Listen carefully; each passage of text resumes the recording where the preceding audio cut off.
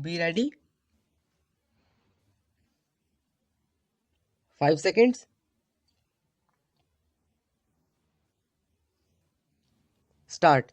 Mr. Deputy Chairman, Sir, the Honorable Minister for Urban Development laid a statement on the table of the House that day concerning the progress made in the construction of industrial housing by the state governments, by the employers, and by the cooperatives of the industrial workers.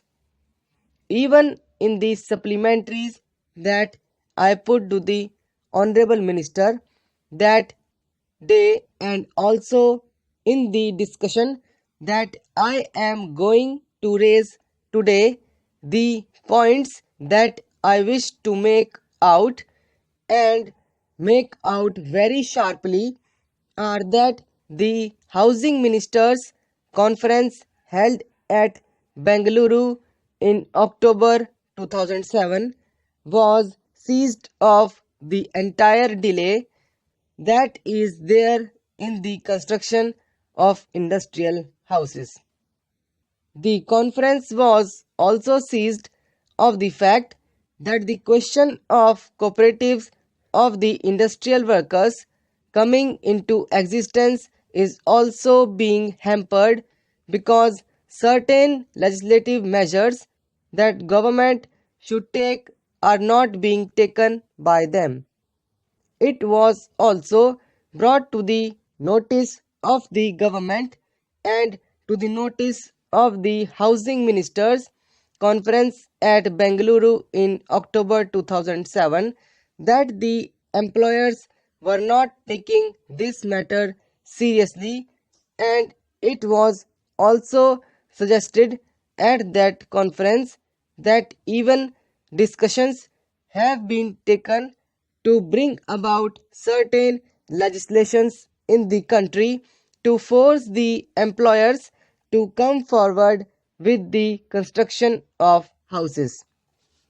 Sir, at the 16th Indian Labour Conference, this subject was discussed at length by the employers, the employees, and the government representatives who attended that conference. It was at the 15th Indian Labour Conference that the employers agreed that houses might be constructed by them, but when it came to the 16th conference, the employers cleanly escaped their responsibility. The 16th Indian Labour Conference was held after the Housing Ministers Conference in Bengaluru, when the Housing Ministers Conference itself had come to certain conclusions that legislative measures would be necessary in order to force the employers to construct the houses. When the Labour Ministers Conference this year also came to the conclusion that legislative measures would be necessary, that certain coercive measures would be necessary in order to force the employers to construct the houses. The National Housing Construction Bill that was suggested and contemplated at the Bengaluru conference is not yet even under the consideration of the government. Sir, mere decisions by the government will not come to rescue of the houseless employees.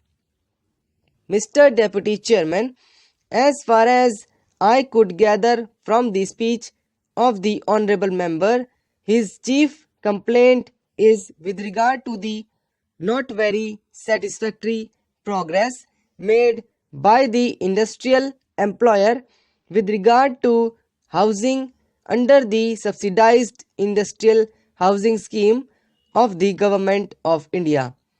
I think it will be best to give the overall picture of the situation with regard to the subsidized industrial housing scheme. In the 10th 5-year plan, rupees 450 crores were allotted for subsidized industrial housing, and with rupees 85,000 as the average cost of a tenement, this would be have enabled us to build 1,30,000 tenements under the scheme. But, sir, during the last 2 or 3 years, there has been a considerable rise in the cost of construction, and moreover, under the rules, we have made it obligatory for each unit to have an independent bathroom and a latrine of its own. Formerly, the scheme contemplated 2 units sharing the bathroom and the latrine, but we thought that it was not a very desirable thing, and therefore now it is obligatory to have a latrine and bathroom attached to each tenement.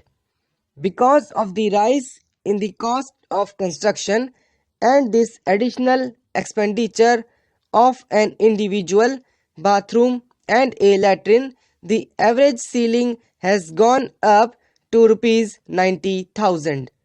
Therefore, the number of tenements come down automatically.